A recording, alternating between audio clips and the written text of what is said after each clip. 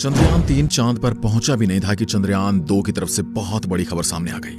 इस खबर को सुनकर नासा के भी कान खड़े हो गए। पहले उसने वहां पर बर्फ का पता लगाया था, लेकिन अब चांद के वातावरण में ऐसी खोज कर डाली है जिसे लेकर किसी को उम्मीद नहीं थी। उसने चांद के वातावरण में आर्गन 40 गैस का पता लगाया है। इस बात के बारे में आपको पता ही होगा कि 2019 में चंद्रयान-2 चांद पर गया था, लेकिन भारत का यह मुसाफिर चांद की जमीन पर सही सलामत उतर नहीं पाया था। उस पल को देखकर पूरा वैज्ञानिक दल मायूस हो गया था और दुनिया ने भी कह दिया था कि चंद्रयान-2 बर्बाद हो चुका है। लेकिन उस दिन जो वैज्ञानिकों को झटका लगा, उस झटके को भारत के वैज्ञानिकों ने हिम्मत में बदल दिया और उसी दिन से वैज्ञानिक जी जान से लग गए चंद्रयान-3 को बनाने में। और आज चंद्रयान-3 बहुत तेज रफ्तार से चांद की उस भयानक दुनिया की ओर बढ़ रहा है। लेकिन इस बीच चंद्रयान-2 की तरफ से बहुत बड़ी खुशखबरी सामने आई है। जो काम नासा बड़े बड़े मिशन भेजकर नहीं कर पाया, वह काम चंद्रयान-2 ने कर दिखाया। वो भी उस मिशन ने जिस मिशन को पूरी दुनिया फेल मान चुकी थी। इसके बारे में हम आपको इस वीडियो में डिटेल में बताएंगे। साथ ही चंद्रयान-3 चांद से कितना दूर रहा है और वह वहां जाकर कैसे चंद्रयान-2 के ऑर्बिटल से संपर्क करेगा, सब कुछ आज के इस वीडियो में आपको बताएंगे। आपको पता होगा कि चंद्रयान-2 मिशन का पूरा हिस्सा फेल नहीं हुआ था, केवल लैंडर का ही संपर्क वैज्ञानिकों से जुड़ा था। लेकिन वैज्ञानिकों ने ऑर्बिटर के अंदर ही कई सारे एडवांस उपकरण लगा रखे थे। करीब 8 उपकरण ऐसे थे जो लगातार चांद के चारों ओर घूमकर चांद की बहुत करीब से पढ़ाई कर रहे थे। इसलिए तो सब दुनिया ने कहा कि भारत का चंद्रयान-2 पूरी तरह से बर्बाद हो चुका है। उस समय इसरो ने कहा था कि हमने मिशन के 95% उद्देश्य को कामयाब कर दिया है। आज के इस वीडियो रिपोर्ट में आपको पूरा डिटेल में बताते हैं आखिर कैसे जिस मिशन को पूरी दुनिया फेल मान चुकी थी, उसने चांद के उस भयानक सतह की भी जानकारी और तस्वीरें वैज्ञानिकों को भेज दी हैं। इसके साथ ही आपको चंद्रयान-3 की भी लाइव लोकेशन इस वीडियो के माध्यम से बताएंगे। आप देख रहे हैं फ्यूचर साइंस यूट्यूब चैनल। दोस्तों, वैसे तो चंद्रयान-2 भी चांद पर चंद्रयान-3 की तरह चांद के दक्षिण ध्रुव की पड़ताल करने गया था। जैसा कि हमने आपको पहले भी बताया था कि चांद का दक्षिण वाला इलाका काफी जटिल माना जाता है। चांद के इस क्षेत्र के बारे में भी चंद्रयान-2 के ऑर्बिटर ने बहुत ही डिटेल में जानकारी शेयर की है। यहाँ तक कि दक्षिण ध्रुव में मौजूद गड्ढों और पत्थरों की भी जानकारी कलेक्ट कर ली है। उसने वैज्ञानिकों को यह जानकारी दी है कि चांद पर कौन सी जगह चंद्रयान-3 के उतरने के लिए सही है। अगर वैज्ञानिकों को जहां पर अंतरिक्ष यान उतारना है उस जगह के बारे में सटीक जानकारी नहीं होती है तो किसी अंतरिक्ष यान को दूसरी दुनिया में उतारना बहुत मुश्किल हो जाता है। 2008 में भारत ने चांद पर चंद्रयान-1 भेजा था। चांद पर गए भारत के उस मुसाफिर ने चांद पर बड़ी मात्रा में पानी होने का दावा किया था, लेकिन उस वक्त उस पर दुनिया के वैज्ञानिकों ने विश्वास नहीं किया था। लेकिन फिर नासा ने भी इस बात को कंफर्म कर दिया कि चांद पर पानी है। उस समय पूरी दुनिया में इसरो का डंका बज गया था। चंद्रयान-2 के ऑर्बिटर की हैरान कर देने वाली खोज के बारे में बात करें उससे पहले आप चंद्रयान-3 के बारे में ताजा अपडेट जान लीजिए।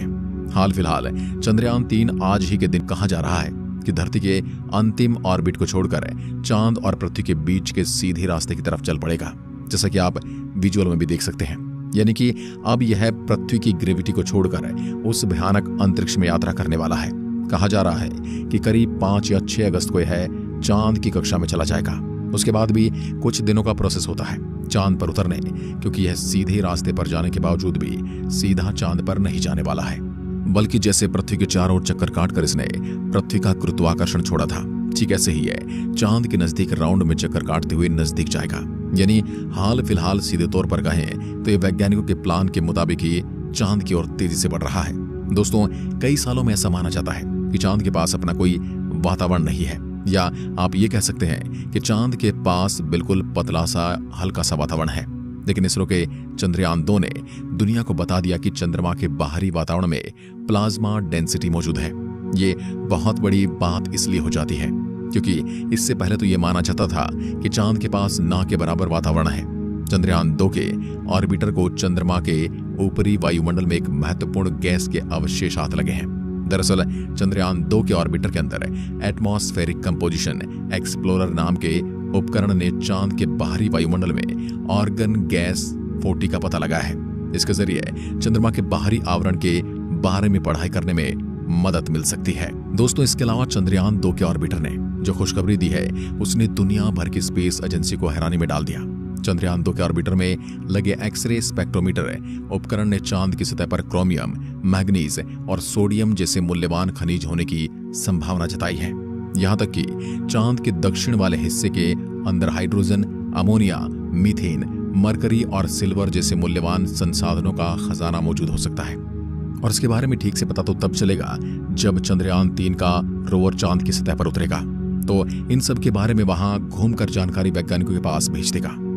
दोस्तों, जब चंद्रयान-2 को चांद पर भेजा गया था, उस टाइम वैज्ञानिकों को पहले अंदाजा था कि चांद का ये इलाका बहुत जटिल है और वहां पर किसी अंतरिक्षयान को उतारना इतना आसान नहीं। इसलिए भारतीय वैज्ञानिकों ने लैंडर की तुलना में ऑर्बिटर के अंदर ज्यादा उपकरण लगाए थे, ताकि ऐसी किसी भी परिस्थिति में चांद के बारे में ज्यादा से ज्यादा रिसर्च की जा सके।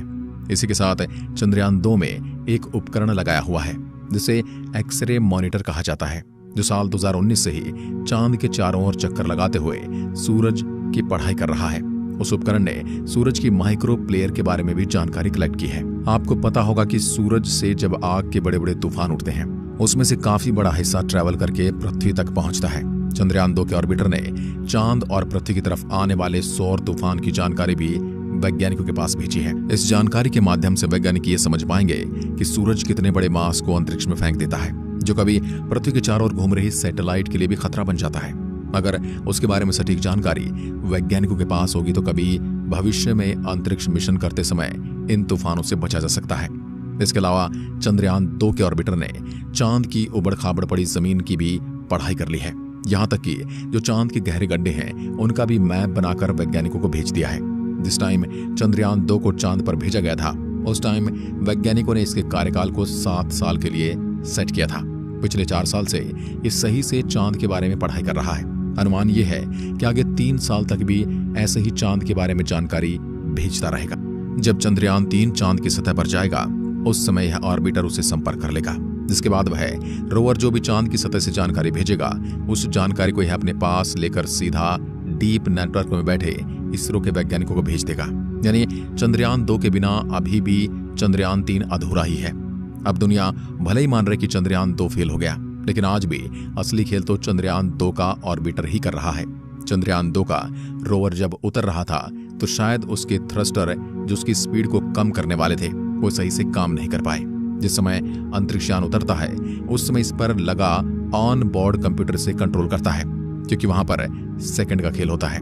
उस भयानक परिस्थिति में उसे खुद ही फैसला लेना होता है कि मुझे कहां पर उतरना है। वैज्ञानिक इतनी जल्दी उससे कांटेक्ट नहीं कर सकते। लेकिन चंद्रयान-2 जब जोर से चांद की सतह पर गिरा, तो वैज्ञानिकों का संपर्क उससे टूट गया। उस समय पूरा वैज्ञानिक दल इमोशनल हो गया था। यहाँ तक कि पूरी दुनिया की नजरें भारत के चंद्रयान-2 पर टिकी हुई थी। उन्होंने भी इस मिशन को फेल कह दिया। उस समय हमारे भारत के वैज्ञानिकों ने कहा था कि हमारा मिशन पूरी तरह से फेल नहीं है, बल्कि इसने 95% तक तो चांद के बारे में जानकारी जुटाने का काम कर ही दिया है, और आगे भी ऐसे ही चांद की सीक्रेट जानकारियां निकाल कर इसरो को भेजता रहेगा।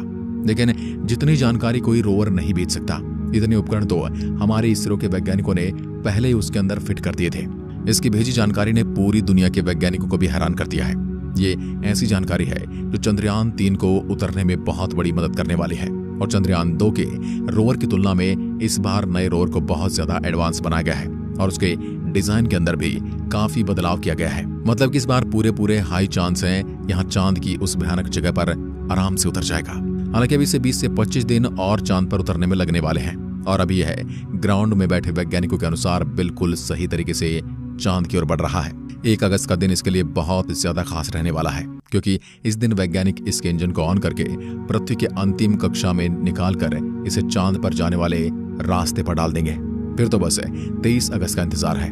इसे मात्र 14 दिनों के लिए ही चांद के लिए स्पेशली डिजाइन किया गया है, क्योंकि आपको पता ही है कि चांद पर 14 दिन की रात और 14 दिन का दिन होता है। 14 दिन में तो यह सर्वाइव कर लेगा, क्योंकि उस वक्त इतनी ज्यादा वहां पर ठंड नहीं होती। लेकिन जैसे ही चांद पर रात पड़ती है, तो बहुत ही ज्यादा तापमान गिर जाता है। जैसे ठंड जमा देने वाले तापमान में किसी भी अंतरिक्षयान का जिंदा रहना बहुत मुश्किल हो जाता है। यहाँ तक कि दिन में भी चांद के दक्षिण वाले क्षेत्र में कई ऐसे गड्ढे हैं जिन्हें सूरज की रोशनी के दर्शन कई लाखों अरबों सालों से नहीं हुए हैं। हो सकता है कि गड्ढे बड़े बड़े पानी के भंडार हों, और उनके अंदर कुछ ऐसा हो रहा हो जिसके बारे में जानकारी चंद्रयान-3 जाकर हमें देने वाला है। अगर इसरो ने चांद पर कुछ बड़ा खोज दिया, तो पूरी दुनिया इसरो का लोहा मान लेगी, और चांद पर कुछ भी ऐसी चीज मिलती है जो हमें भविष्य में वहां पर बस्ती बसाने में काम आ सकती है।